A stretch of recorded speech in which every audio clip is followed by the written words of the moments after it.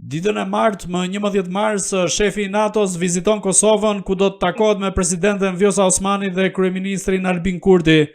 Çfarë do të thotë kjo vizitë për Kosovën dhe a është ky një sinjal mbështetje nisur nga ndryshimi i kursit të politikës amerikane të Donald Trump?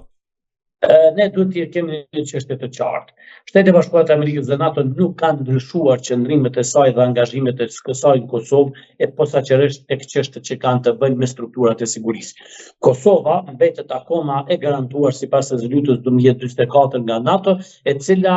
rezolutë zbatohet përmes pjesëtarëve të KFOR-it apo KFOR-i në Blikun e Kosovës. Kjo strukturë ushtarake nuk ka asnjë informacion deri më tani zyrtar se pritet të ndryshojë. Neve kemi informacione se do të ketë një ndryshim sa i përket organizimit të ushtrisë amerikane në Kosovë, sepse baza amerikane Bondsteel në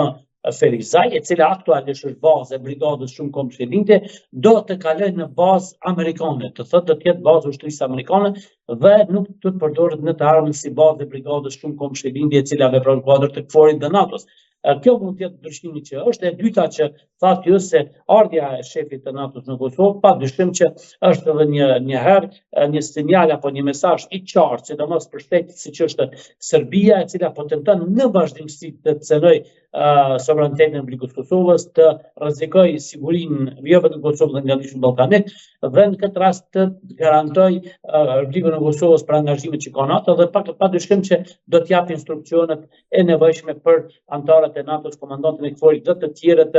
nëse do të kemi eskalim të sigurisë si të veprohet. Këto janë vizita në situata, mund të themi, të tilla specifike, dhe kështu do t'i kuptojmë. Unë besoj që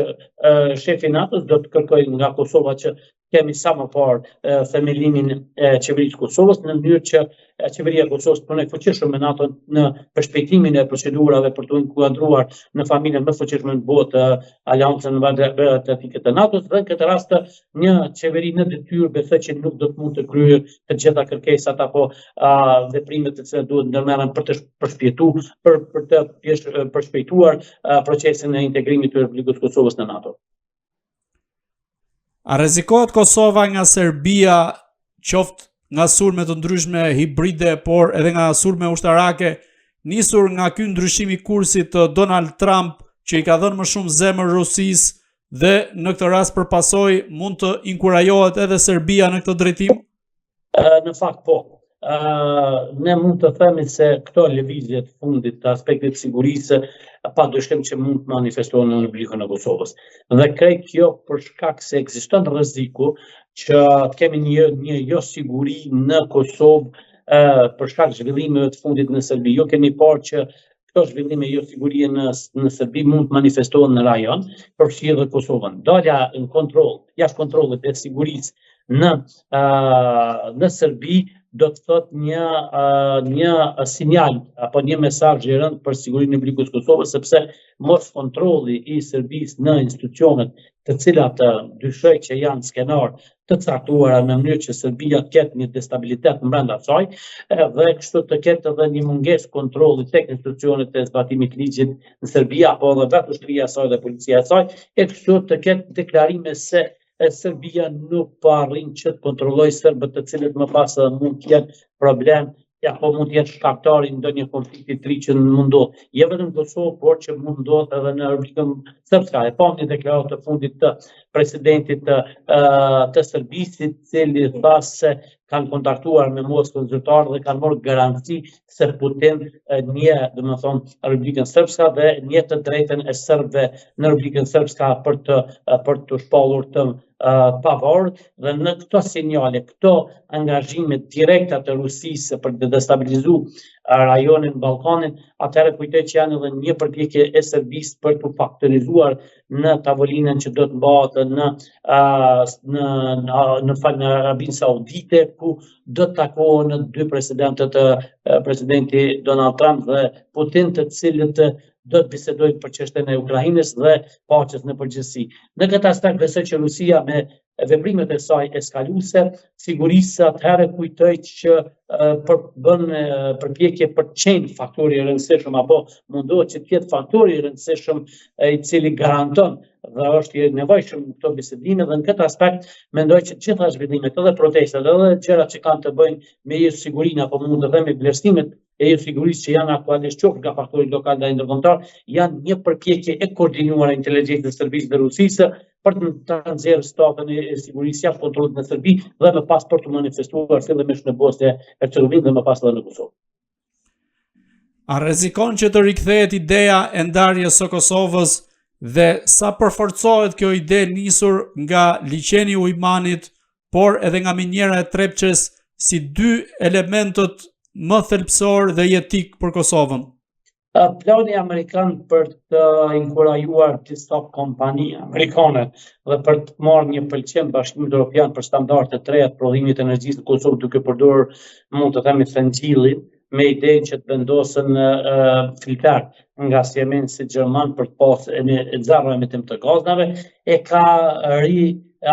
aktualizuar nevojën që ushtria, në Serbia përdor edhe mjetet ushtarake për shkaktuar jo siguri në atë zonën ku janë 4 komunat me shumicë serbe dhe ku mendohet që është territori në kuadër të territori është edhe liçeni. Padyshim që